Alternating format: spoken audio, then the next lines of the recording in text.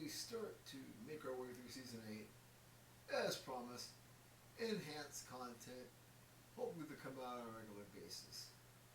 And by doing that, we'll come up with stuff like war reviews and cool things like this, which will be little video snippets where we just kind of come out, talk a little trash, or give quick takes on things that are happening in between the weekly podcasts. So with that in mind, let's get rolling with Tales from the Foxhole, Episode 1. Okay, obviously, the first big weekend of college football. A lot of hot takes we'll be talking about in episode 226.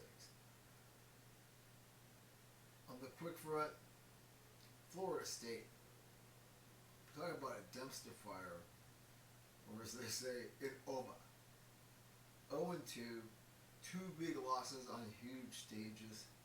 DJ U costing himself all kinds of dollars, although I think the damage was already done at Clemson and Oregon State. But this is not the way to start at your third school in as many seasons.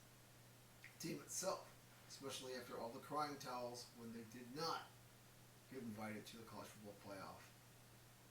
And based on what we're seeing then and now, y'all didn't belong there. The Ducks, on and off the field, yeah, a very narrow win, kind of surprising.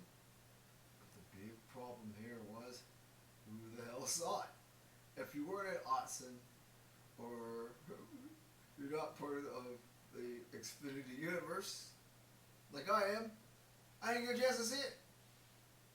From the show, Alec Ford gave us some tidbits, but I didn't see the game. I haven't had a chance to rewatch it. Everything else going on in the world. It's kind of frustrating. They're on Peacock this week, which means people could be frozen out again if they do not have Peacock. Ducks moved to greener pastures and joining the Big Ten, and it may be harder for fans to see.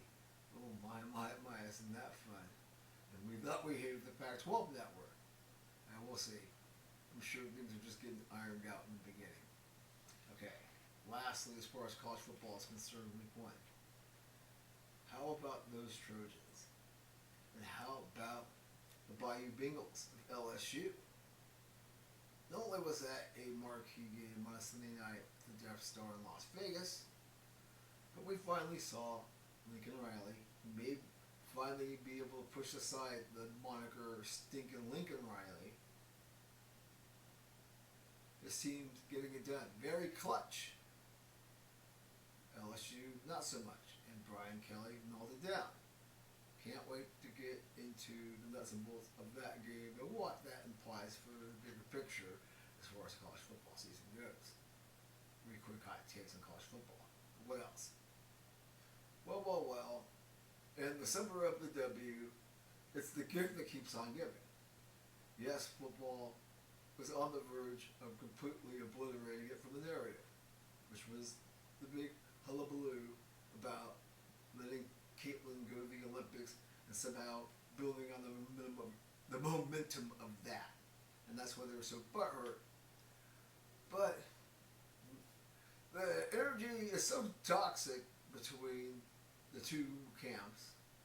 And I'm not necessarily saying it's Angel versus Caitlin, but it's basically Caitlin and everybody that's not with Caitlin is really what it comes down to. I'll leave it to Cheryl Swoops and Nancy Lieberman, who most of us completely forgot about, unless you kind of watch the games, which a lot of people are doing.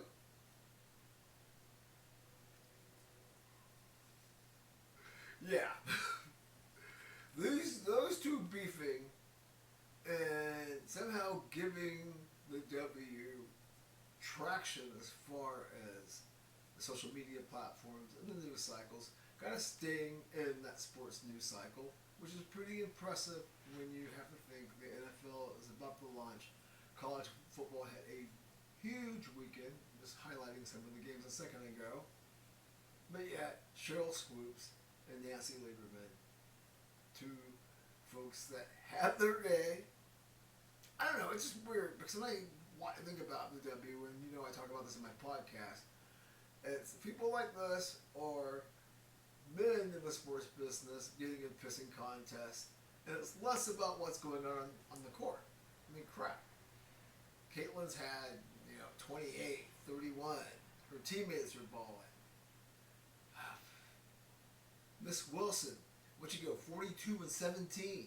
And we're not talking about that. We're talking about Nancy Lieberman and Cheryl Swoops. Interesting times that we live in, as Junior Soprano once said. Okay, lastly, let's go pitch side, shall we? Beautiful game, Wyatt. Big doings in Madrid on Sunday. The soccer world had an orgy, basically, over Kylian Mbappe opening up his La Liga account. Yes, Los Blancos have kind of stumbled a little bit, but it's the beginning of the season. Right? We're only at September 3rd, so anybody that was freaking out thinking there are too many Michelin chefs in Madrid's kitchen, okay. A little drama though with Vinny giving up his penalty so Mbappe can have a brace. I just think it's crazy. One, the sports media's reaction to it.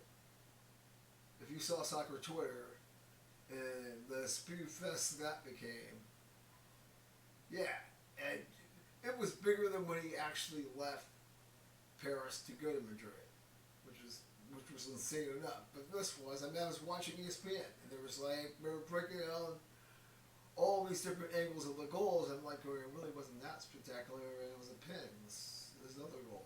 So, what's the point? Nonetheless, he's opened up his La Liga account. The soccer world is giddy, which leads us to a wild, wild soccer season. We're on the international break right now. Champions League draw happened. I shouldn't be talking about that this segment, but the Mbappe Love Fest, I had to have a quick take. Alright, folks. That's Tales in the Foxhole, episode 1. We'll be back at least once or twice a week with some clips like this for your entertainment. And meanwhile, enjoy some adult beverages. Stay safe and sane.